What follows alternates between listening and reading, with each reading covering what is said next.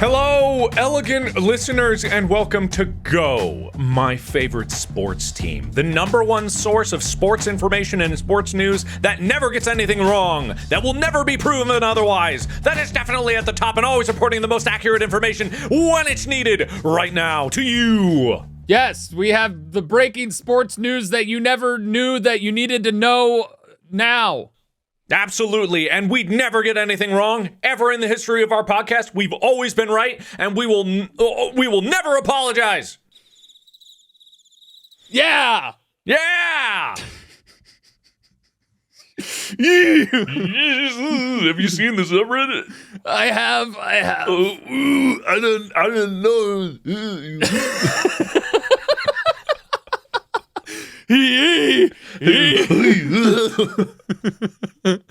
Well, at least now people will forget about the hockey primer. I didn't realize that gearheads and motorsports enthusiasts were as angry as hockey fans. Yeah, who knew? It must be all the lead in the fumes. They're sucking on that straight out of the tailpipe. Just, go faster! Anyway, yeah. So even I don't think we need to do excuses today. I don't think it's. I would like to personally go ahead and say, I had a conversation with our lead researcher. Okay. And apparently they have been undergoing some procedures and were under the influence of some anesthesia after effects when they're doing research for the episode, apparently. And so they, when they were reading on the budget thing, they just were like, yeah, it's just 145 million per car. That's right. And I was like, hey, can you send me that source? And I scrolled down in it and it literally goes in. It's like, by the way, this isn't for a car. It's for the whole team, but it only covers certain aspects of the car. So the 145 mil is for all parts of the car, which includes like the steering wheel to the wheel nuts, everything. All elements needed to run the car. So that's like the fuel. Mm-hmm. Most of the team personnel is paid under that 145 million. Okay. The garage equipment, all of the spare parts, so like spare tires, all of those things, which tires for Formula One are insanely expensive. Transport costs and everything in between.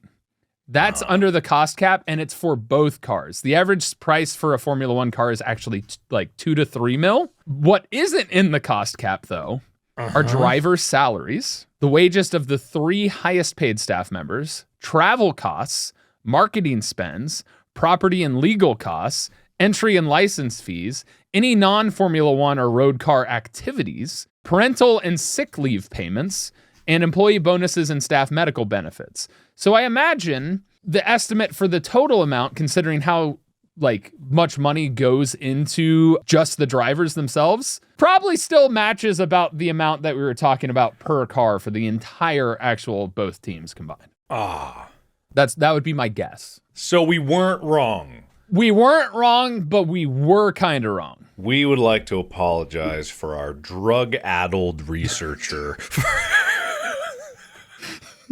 Hey, listen, they've been going through the ringer apparently and still getting work done. So props to them, but sometimes you get in a brain fog after anesthesia. We know, Mark. We've been in the hospital so many times. Exactly. When I got my wisdom teeth pulled, you couldn't trust a word out of my mouth. Wait, didn't?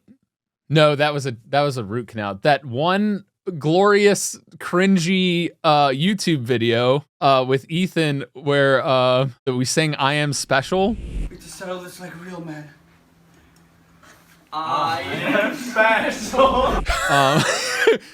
I walked back into the office after you had a dental procedure and your lips were still numb, and that was the day that video happened, recording. So for perspective, just a little bit of forgiveness would be nice. No, there's no forgiveness here, and there never will be. This will carry us through the next year in terms of complaints and accuses, and we will never rectify it, and we will never correct any information. If you don't believe us in what we said, maybe you're wrong. Maybe you're drug-addled. Maybe you're delusional. And then the last thing is the height of the shortest driver was last year's stats because they had finished the circuit, so it was based off of last year. which is why I didn't have the new shortest driver, who's like 5'2", 5'3", because he just is in the circuit this year. He was not in the circuit last year. Okay. Because when I Googled that, because I believe I searched that online, the first one that popped up was old information, not the most recent. Okay. So those are the only two things within that I'll rectify, because I felt like we still got the spirit of the sport. I felt like, we didn't dive deep into the history, and there's some debatable stuff about world championships and whatnot. But those were the two things that I'll be like, all right, that's on us, Yeah. Well, us. I don't know if I can be lumped into this. I represent the people, so I'm just as outraged as they are. And I got to tell you, they're not outraged at all, because I'm not outraged at all. So everything's good. Cool. Because I happen to found a GQs here from Ken Ryder 279. Yeah. Mark needs to stop using ChatGPT. I don't know why my voice cracked. My voice cracked. That was not... That was not intentional. Listen, you've never been channeling the ghosts. You haven't gotten able to handle them like I have. You're right. Mark, yeah. I know you like using ChatGPT, and I understand it's a fun toy to play with, but using ChatGPT for any scientific purposes is not viable for presenting data in a fact that has been proven that ChatGPT makes up information. So therefore, the information ChatGPT provided you in the Formula One episode cannot be trusted. Plus, I have a house cat, and she's pretty fast. And I don't know much on Formula One cars, but she, for all I know, could be faster unless you use peer-reviewed research on the subject of how fast cats are to Formula One vehicles. So in summary, ChatGPT is a toy, not a viable alternate to scientific research. That's a fast cat. Are we doing scientific research here? I was hoping that people would listen to this episode and cite my sources, cite me as a source for how fast a bug is compared to a Formula One car. I was hoping that I knew that was a crucial thing of research these days. So glad that they pointed out their own hypocrisy. Classic. You know how important it is to get the accurate information for how much it costs for the entire world's supply of edible bugs? Gosh, get your research right, Mark. They do have a point, though, to be clear. ChatGPT is wrong almost all the time. Yep. Except when it's not, which you don't really know unless you confirm everything. So much like the early days of Wikipedia, you got to be like, you can't trust it, even though Wikipedia now is like one of the most reliable sources out there for basic information. But if you're doing a research paper for college or even high school, you should definitely use Wikipedia possibly to find the information, but find and link to the original source that Wikipedia pulled from and verify it. Or make it up, like most people on the internet. Yeah, like what we do, because it's fun. Yeah, we make up everything. I mean, if they really, the history of how we make up all kinds of stuff with the Roman Empire and the sleds and the falling on people, I mean, that's not made up, that's just true. Exactly. My light went out. Oh, it's not true, I'm sorry. I gotta get that fixed. I don't know what it is with me, but everything in my room just falls apart. I let things fall apart until it's just not working anymore. Remember when I used to have to hit my computer to get it to shut up? That went on for like a year and a half. I really lived with that. And I don't know what it is about me, but I really, really, really don't like fixing things in my own home if I don't have to. I feel like it's just like, you have your priorities of things you want to focus upon, and those things are minor inconveniences, and you're just like, I don't want to deal with it. I got to do this other thing. Yeah, that's true. Because I have lights in my house that are better than this, but for YouTube, it's not really that big of a deal, or for these podcasts, it's not really that big of a deal. It's kind of funny that it goes off. I think it's an interesting quirk. But yeah, I could fix that at any time, and I don't. Classic. So that's on me. My bad. How dare you, Mark? How dare you? I dare it because I can. Good dare. Good dare. Thank you. Today, we're going to be just kind of covering and updating on the news because of both of our busy schedules. For those of you that don't know, there are plenty of people yelling at me already, like, you didn't cover this. Why didn't you talk about this? Mark and I both had a lot going on, travel-wise, for me, movie-wise, and various stuff. So we actually got ahead on episodes to cover this time frame that we both were not able to record. Mm-hmm. We weren't able to cover a lot of recent events that happened during that time frame because we were just like, we gotta punch out episodes, we gotta get them ready to go and take care of the other stuff going on in our lives. So yeah, absolutely. That's our excuse, and we're sticking to it. Exactly. So I did want to cover something really amazing that happened in Major League Baseball this year. Okay, what's that? The Texas Rangers won their first World Series title ever. Yay! So they won the pinnacle of baseball in America. Cool. Arguably in the world because baseball's America's pastime, America's sport. But during their run, they broke a ton of records. Mm-hmm. For one, they are the only team to ever win the World Series and go undefeated on the road in away stadiums. This simply isn't true. We don't apologize for this mistake, but instead direct you to the truth. While the Rangers are the first team to go 11-0 on the road, other teams have been undefeated on the road in the postseason. In fact, the Cincinnati Reds went fully undefeated in the playoffs in 1976. We talked about home field advantage, the different comforts that you have, the different things that are available to that, whereas the discomforts of having to travel and go to other stadiums and play in hostile crowds and environments. Yep. So it could possibly be an all-time record across all sports for the 11-0 run, but a lot of them say it's thanks to the road dog mentality and an expanded playoff field. Dog. We're on the road. We're dogs on the road. Road dog. But because of the expanded playoffs, people found that beating the all-time record for road wins in a postseason was exceptional because they extended the field so there were more games total played. Uh-huh. But still going undefeated on the road is unheard of. Yeah.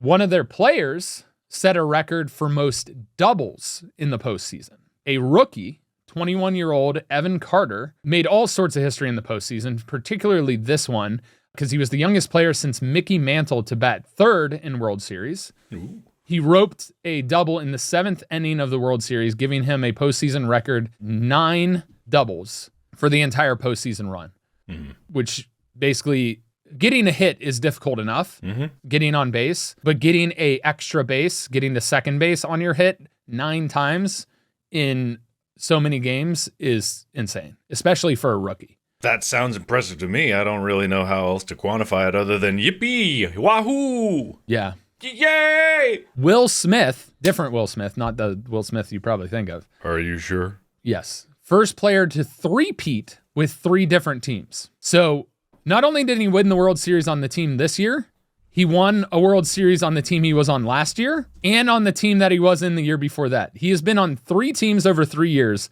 and won the World Series each year. Damn, that's pretty good. So he won on the Atlanta Braves in 2021, the Houston Astros in 2022, and now the Texas Rangers this year. Gotcha. Speaking of, Texas as a state is the first state to ever win 2 World Series back-to-back with 2 different teams, because Houston Astros and then the Texas Rangers have won it in the last 2 years. Cool. One of the pitchers tied a postseason win record with 5 wins, joining Randy Johnson, Steven Strasburg, and Francisco Rodriguez as winning 5 games as a pitcher. His name is Nathan Eovaldi. I don't know how to pronounce it. It's Eovaldi. So getting those wins is huge. Damn. Adolis Garcia set a postseason RBI record, which means RBIs are runs batted in. So he was at the plate, hit the ball, and his at-bat allowed a run to score. He had 8 homers and drove in 22 runs for the postseason RBI record. Beyond that, he got injured in Game 3 of the World Series and didn't play in the final 2 games of the World Series. So imagine how big that record would have been if he had possibly played the last 2. Then another player of theirs set an all-time record for plate appearances in the postseason. So he basically just stepping up to the plate 835 times in the postseason. All right. Well, in other news, associated with that, in the heart of the city of Chuckleburg, the baseball team known as the Giggle Goblins had been underdogs for decades. Their rivals, the Snort Snails, had always sneered their misfortune, but this year was different. Leading the charge was their star pitcher, Lefty Loopy Legs. Lefty's pitches were as unpredictable as his name, curving and zigzagging in ways defying physics. And behind the plate was catcher Buster Belly Laughs, whose guffaws could be heard from the outfield whenever the batter missed. At first base stood tall, slightly uncoordinated Stumblefoot Schmeagle. His ability to trip over his own feet but still catch the ball was a sight to behold. Second base, fastest goblin, Dash Dizzy Runner. Steal bases in a blink of an eye. We got shortstop, Jumpy McTwist. Known for his acrobatics. We got Grizzy Chuckles, right fielder Whiffy McSwing Miss.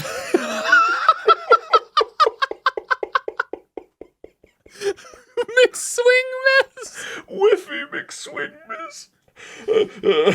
So anyway, I just wanted to here's a test for people at home. One of us was reading a fake article written by ChatGPT. The other was reading a real one. I bet you guys can't tell which one's the real one. Just so you guys know, ChatGPT is accurate too sometimes. Not that I was reading the ChatGPT article. Just let's let the subreddit figure out which one of us is lying. Yeah. I got another news story, Tyler. All right, I'm ready. There's a cheating scandal that's sweeping through college football right now. Oh, really? It's all breaking at the moment. The world of college football was rocked by a scandal that could only be dubbed the Great Sign Snafu. Ooh. It all began when the team known as the Guffawing Geckos, the perennial underdogs, we all know them, suddenly started winning games in a suspiciously decisive manner. The commissioner of the league, Bumblebee Toot Whistle, a man known for his pinstripe suits and mustache that curled at the ends, was the first to raise an eyebrow. Meanwhile, the streets were abuzz with opinions. Muffin Doodle, a local baker and football fanatic, couldn't believe what she was hearing. Those geckos? Cheating? Why, I believe my cupcakes could fly first, she exclaimed, dusting flour off her apron. Down at the local watering hole, Tipsy McStagger, a frequent patron and self-proclaimed sports guru, slurred his theory. It's so to be honest, I tell you, those geckos just got lucky, like finding a four-leaf clover in a field of daisies. Mm-hmm. The media frenzy reached its peak when the chief of police, Sir Gigglesworth Fluffernutter III, stepped in to investigate. His name alone made headlines, and his investigative techniques were as unconventional as his moniker. Anyway, is bad. Yeah? Yeah. So how were they cheating? You said it was sign stealing, but they didn't. They never said anything. 1 second. I gotta pay for the article behind the paywall. All right, so hold on. It's loading. It's a very dense article. Okay, the scandal came to light when a local fan, Binky Bobblehat, renowned for his vast collection of novelty hats, witnessed something peculiar at the game. I saw the Jackrabbits coach, Sneaky Peek Wobblebottom, using a series of bizarre hand gestures, he reported, adjusting his hat shaped like a giant football. The plot thickened when the investigative journalist Scribble Von Doodle uncovered that the Jackrabbits had a secret operative in the rival team's camp. This operative, only known as the Gesture Jester, great name, was a master of disguise, blending in with the ball boys, cheerleaders, and even masquerading as a hot dog vendor. Mastermind behind the elaborate scheme was none other than the Jackrabbits' strategic coach, Professor Puzzle Noggin. Using a sophisticated system of binoculars, reflective surfaces, and an intricate code of hand signals, they managed to intercept and decipher the opponent's play calls. Yep. So they involved a professor in their scheme in order for them to steal the signs of the opposing team and get an advantage. Yeah, Professor Puzzle Noggin. He must have a mind for puzzles. Yeah, he also used hidden cameras and lip-reading experts to unravel the web of deceit. Wow. Mm-hmm. In other football news, because apparently that's all I like to talk about, the Miami Dolphins broke a record for most points scored in a game by scoring 70 points. 70 points in week 3 with 10 touchdowns and total yards on offense at 726 by winning 70-20 on this. What? This date makes no sense. It's not even telling me. Hey. They did it at New England. So they beat their rival New England with a shellacking 70-20 victory. A shellacking? Yes. A shellacking? Running backs Devon Arcane had 4 touchdowns, 233 yards, and Raheem Mostert had 4 touchdowns on 142 yards. Both running backs accounted for a total of 8 touchdowns and 375 yards of total offense. Wow. Shellacking actually is a term for a decisive defeat. It's also a term for varnish, which is what I thought it was. But it also is known for an utter defeat, a sound thrashing. You actually didn't know that one? I didn't know shellacking was a term for a defeat, no. Oh. You know that in a total guess which one was the fake article you'll never get. You know, in a weird thing, I actually saw a TikTok that's actually quite old at this point, but there was a TikTok talking about how language is taught in schools, and it was kind of complaining about the current methodology, which is whole word language teaching, right? Yeah. So the concept being like, as opposed to just purely phonetic and stuff like that, but with an emphasis on understanding enough words that you could get new definitions through context clues of the sentence, right? And it was a disparaging take on that, and I thought it was really interesting because I didn't know shellacking as that term, but I knew what you meant from using the word shellacking in the context that you said it. So that was my belief in terms of like, that's how language should be taught. But there's a lot of people out there who believe that, or kind of scoff at the idea that kids should be taught whole word or whole language study based on the concept of you would need to know the meaning of every word in the English dictionary, which is not necessarily what that methodology is. But also it's like, yeah, kinda. There's a certain threshold, especially in language learning, there's a certain threshold of words known that allows you to then acquire new knowledge of words without looking them up in the dictionary.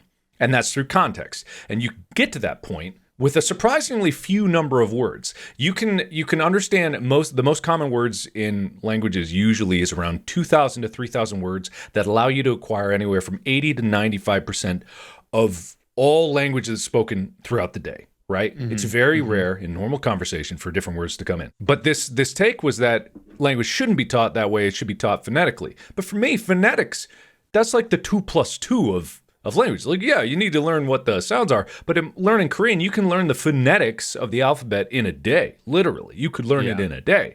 There are exceptions and rules and pronunciation things all the time. Like, what are your thoughts on this? Because there's apparently like a rising problem in language today with kids becoming more illiterate, becoming less literate than they have been in the past. And it's kind of a trend that literacy is falling. Whereas I thought, given the age of cell phones and all the things that people are reading online, I thought reading comprehension would go up, but it's going down. And I'm like, what is the deal? I have no idea. So I agree with you on the context being important because that's the way we naturally learn to speak anyway, by listening to our parents and stuff like that, everything within context and understand the relatability in our environment. That's a natural learning stuff as we're a child. To me, that just makes sense. And I struggle with language. I struggled with language since I was a kid. I've always been a slow reader, stuff like that. But I find the way that I have learned words the most is by reading books and finding words that I don't understand and understanding the context of what it probably means and then double checking by looking up the definition. Just the other day I was typing something and I have a bad habit, and you know this, where I will say words wrong or I'll put the wrong word in something where I think it means something and it doesn't mean that. Yeah. And so what I've started doing as I type something out or want to write something is I look it up. But the thing is, the definition isn't what helps me. It's looking at how it's used in a sentence. And figuring out the context for how that word generally is used in everyday language. And I'll usually look up multiple sentence examples for me to be like, oh, okay, so that's how you kind of phrase using this word and stuff like that. Because for me, like understanding the categories of the words and stuff like that is not helpful. It's helpful for quizzes when I was in English class, but it's like, I know how that works in a sentence. I don't need to know exactly what that word is to know how to use it. And I think the usability, as well as to be able to then read it within the context of when you're going to see the actual words, makes the most sense. So I do feel along the same way as you that the context is more important. Because even learning Spanish, we learned the Spanish alphabet, and I was like, this just seems like a waste of time and useless. Yeah, it's one of those things where this is specifically about reading too, because speaking, I believe that speaking, barring quite a few examples, but not many, like in the grand scheme of things, speaking is a pretty ubiquitous thing where most people learn their native language on a speaking level and they don't even need to think about it. But reading is a different concept in terms of like, it's a different skill. A lot of scientists believe that we as humans lost a lot of our instantaneous short-term memory because we made room for the ability to read and understand language, and those patterns and things have space in the brain and different centers in the brain to comprehend stuff like that. But it's still a skill. It's not a skill you need to survive, but it's a skill that you kind of need in society. And so one thing that I want to point out for everyone out there is, like, I and probably you have read so much that I don't say the words in my mind when I'm reading, and I know this is kind of like there's a divide. Some people, like, when they read, they say the words in their head with their thoughts, and they read it out in there. When I'm reading, I don't say the words in my head. I read fast, and I'm not saying I'm the fastest reading the word, but I read fast enough that my mind is conjuring what is occurring without even being aware of the words that are being said. If there's dialogue, that'll be read in my head just because I hear the character voicing that. But yeah, so when it comes down to phonetics, there's a certain point where phonetics break down, because phonetics will slow you down, especially if you're just phoneticizing everything in your head. And that's why when you're reading something, by the time you finally actually say it out loud, if you're discussing a book, you may not know how to pronounce it. But that's why, like, you know, Tyler, you'll say words and sometimes the pronunciation will be slightly different. It's very rare, but I think it was archive you said at one point. I remember arguing that I felt like it could be said in both ways. And I was like, archive is used, it's said this way when it's this meaning, but you say archive when it's like you're actually storing something, or and instead of searching the archives, you're searching the archives, is what I used to say. And then I looked it up afterwards and I was like, oh no. Oh no. Anyway, so this is a side tangent, but it was just like that made me think of that. So whatever. I mean, it's very fitting because it goes into the sign stealing aspect, because the way that you're able to compute, like that team you were talking about that was cheating, which sounds a lot like they copied what Michigan is actually doing in the NCAA right now in stealing signs of other teams. Yeah, they had a staff member going and recording sidelines and stuff like that. But the way that you're able to figure out the signals is literally the context in which you see what they're doing, and then you apply it to whatever play is run, and then you go back, because they'll do fake signals as well. And so intermix, they figure out the pattern of what results in certain things happening on the field. So it's all contextual.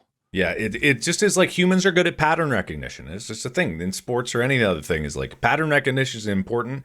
Cognitive thinking or not cognitive thinking. What's it? What's the word? What's the other problem? Oh my God. You can forget words so quickly. What is it?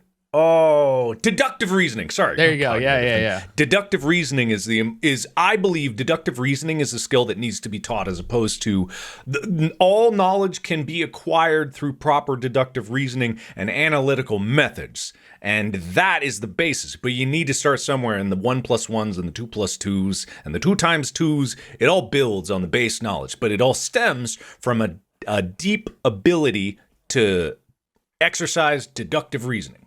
And context clues is another facet of deductive reasoning. And it's important in sport. It is important in sport because the athletes that are playing, when they're on the field, are at such a level that their pattern recognition is tuned so that it's subconscious. That's kind of like skill building when it's at an elite level. And so when someone's on the field, like a football field, and they're looking at people making moves, they can predict what they're going to do with a high level of confidence because they've seen it enough from their perspective to have a better understanding of what they're about to do. And this gets extremely complicated when the other person also is a professional who understands that they understand the patterns that they're going to do, and then they can trick them. There was a funny TikTok about someone who was like trying to get by in soccer. They were trying to like trick someone, but the caption was like, when you play against someone who doesn't know how to play soccer, and they couldn't get past them because they weren't falling for any of their feints. So it was like the guy was like doing all kinds of like fancy footwork, and the guy was just like, I'm looking at the ball. And the other guy was like, this guy's impossible. How can he do it? And like, that's kind of the funny thing when you get to such a high level that you think, but you know what I'm thinking, but I know that you know what I'm thinking. So I'm going to think of something different because I know you know what I'm thinking is like, what, meanwhile, the other person's like, dun, dun, dun, dun, dun, dun, dun, dun, baby shark, get the ball. You know, it's like, there's a certain level where it can break down because the other person just isn't even playing the same game. Dude, you might have literally defined why beginner's luck is considered a thing. It might not be luck. It's just because you're absolutely dumb, you don't fall for the fakes or the different stratagems. You're just focused on the skills that you simply know how to do. And so Yeah. you're able to completely ignore the things that a professional or somebody who's been experienced in it and just focus on the simple fundamentals, to where your lack of skill is actually a benefit, or lack of knowledge is actually a benefit, because you just don't fall for the normal tricks that would work against a pro. Absolutely. I used to always wonder why, whenever I was doing something new, I would start out good at it and then get bad. And the whole thing is like, when you don't know how to do anything, you fall back on your subconscious because you have no basis. And then you go through this period where you have to consciously think about what you're doing. And when you consciously think about it, it slows down your reactions incredibly. It makes you second guess yourself. The whole thing about learning a skill, and like, you know, they call it the what is it? The peak of Mount Stupid, you know, in the learning curve, and then you go into the Valley of Despair, is like, when you're thinking of something, you're just trying to work it up so that you can be subconscious at what you're trying to do. That takes a very long time. Literally, neurons have to move and grow and connect to what you're doing. Your brain is such a plastic, mobile thing. Even now, scientists are just trying to learn just how plastic and you know, not solid your brain's connections are, to the point where nerves will move, not just connect, but move to different places in your brain where they're needed to be able to reinforce new patterns that are occurring. And that just takes time. Imagine you're trying to grow your arm back. It's like, that's going to take a long time. Your cells are literally growing and connecting, but that and constantly learning new things is what keeps your brain plastic, young, and agile. And that's the most important thing going into the old age that we are reaching now. So, for those of you out there, and the reason behind this podcast is to expand your mind to understand sport. Whether you don't like sport, didn't care for sport, hated sport, this is helping you with that particular point that Mark just made. You're learning something new. You're finding new passions. You're being able to connect with people and being able to expand your horizons. This is making you smarter, whether you like it or not. And those that think they're really deep into one sport, you'll probably still get more information. And even then, when I'm wrong, which never happens, totally never happens. Of course not. It's still making you exercise your brain in order for you to attempt to correct me, because you are recalling the fact and be like, hey, wait a second, that's wrong. So my mistakes are helping you. Exactly. So always try to be learning something new, because it's the deductive reasoning of trying to figure out how things work that keeps us always learning. And no matter what, I know it's depressing, life is a lifelong exercise in learning. And you never stop learning. Yeah. But it can be fun. Learning can be fun. It can be. But anyway, I was Tyler Scheid, your host. We never really introduced ourselves this time. And Markiplier, your other host, talking about the news that you knew that maybe you didn't know that's new to you from sports. Yes. All right. This was a great episode, Mark. It was great to finally see you again after so long. That hasn't been that long. Feels like forever. Feels like 2 weeks, maybe. I miss you, buddy. I miss you too. right. But thanks so much for listening. Go check out the merch at store.gmfst.com. Go check out, we have an Instagram now and a TikTok. So if you want to go check both of those out, the Instagram is GMFST podcast, because somebody stole GMFST. And then TikTok is GMFST. We're posting clips and different stuff with new and unique edits. Thanks, Will. You're great. Go check us out. And make sure, if you're only listening to this on audio, there is video available exclusively on Spotify. So Spotify, check it out. Check it out. All right. Thanks, Mark. Any other final words you have? No, I'll have more to talk about in the next episode. All right. Bye, everyone.